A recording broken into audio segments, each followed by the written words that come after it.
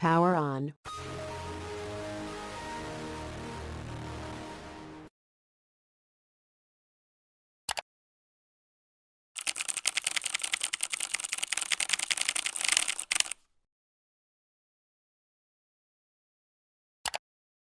Hi, I'm Josh This Green. is Crash Course World History, and today we're going to talk about Communism.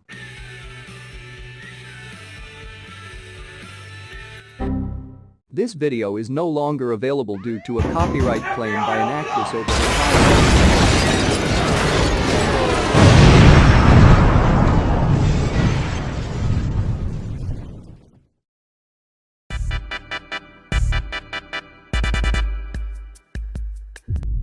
So we got sued. What are we gonna do?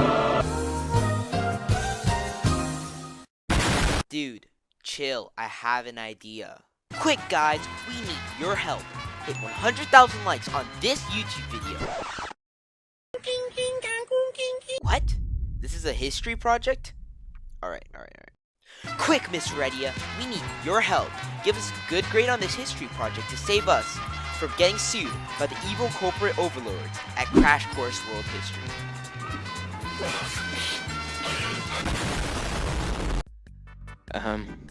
Alright guys, but I actually think we need to get started here. What's the topic again? Communism. What's communism? why are we still here? Welcome back to The Daily Show. Today we are going to be talking about the wonderful world of communism. What's communism?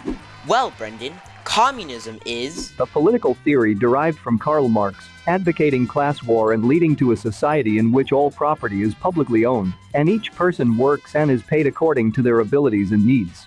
Who is this Karl Marx guy?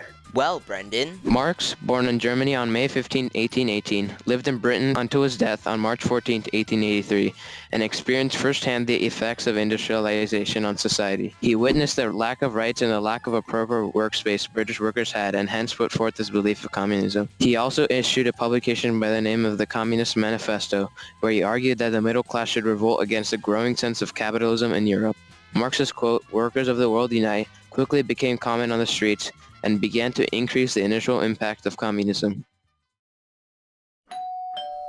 hey, it's time for a special guest.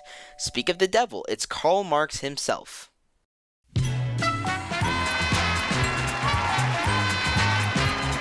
Oh, baby, a triple!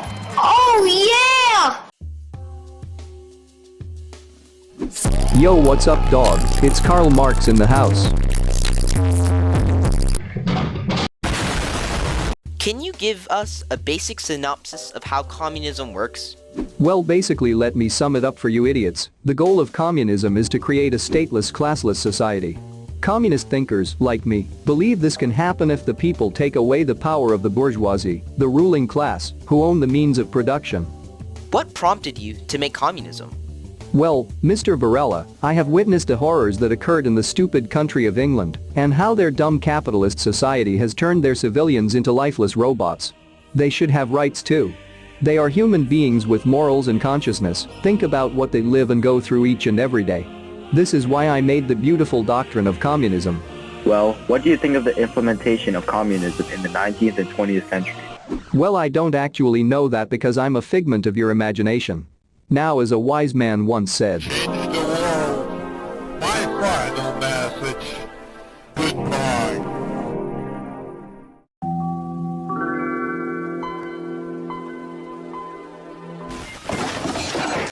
Okay, what's next? Well, it says here on the rubric that we had to talk about the pros and cons of communism. Okay, let's start with the pros. Pretty much everyone, excluding government officials, receive the same chance to build their own life. Wealth can't determine a person's future, and almost anyone can become successful. Also, everyone contributes to society, since everyone is employed in some way. No role is greater than the other, which strengthens the idea of true human equality. Lastly, in communist government, agriculture and manufacturing are emphasized. This agriculture and manufacturing tend to be the primary driver behind a growing economy and helps push society forward.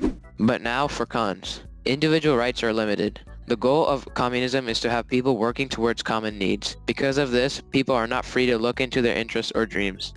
Another flaw is that violence tends to be the only option for dissent. This is because only authorized dissent is allowed in communism. People who feel like their opinions are not heard tend to resort to violence. Communism also results in poverty. Communism might have the goal of making their society better, but in actuality, it often drives most families into poverty. These pros and cons of communism were only found out through the implementation of them in society.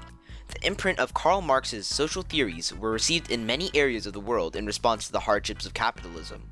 Most notably of places were Russia and China, where communism was adopted and practiced, leaving a lasting impact on modern history.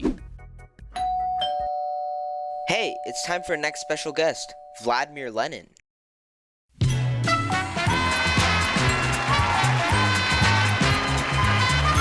Ooh, that's a good one. Wow.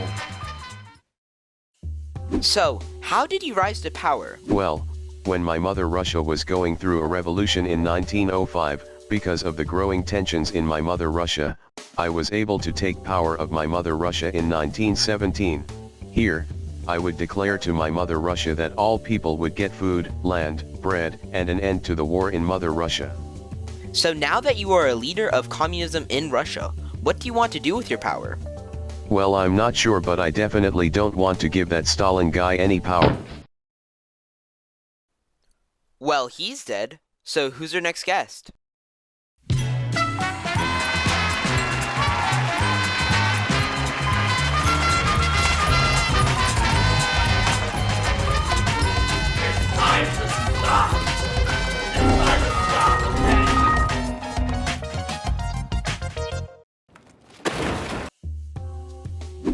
Wait, it says here that our next guest is Trotsky.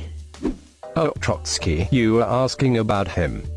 Yeah, I exiled him into Mexico and assassinated him shortly after. Okay. Anyways, I hear that you made your country a superpower. How did you do it? Industry and power. And the cost of 20 million Russian lives. But you gotta do what you got to do, you know. With my new 5-year economic plans, we raised Russia into a powerful world superpower. We raked in the money. And at that time we powered over the cruel capitalist Americans in might and power, creating 45 years of growing tensions and suffering. You mean the Cold War? Now, what was that other country that had communism?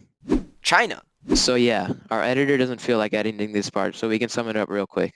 After years of fighting between the Nationalists and the Communist Party led by Mao Zedong in 1949 established the PRC, signifying the end of the Chinese Revolution, and took control over China. Zedong, having obtained control over the nation, tried to mimic the Russian model of government by utilizing several industries and peasants for crops. In 1950, Mao decided to split the very form of communism, known as Marxism, and instead form Maoism, the Chinese version of communism.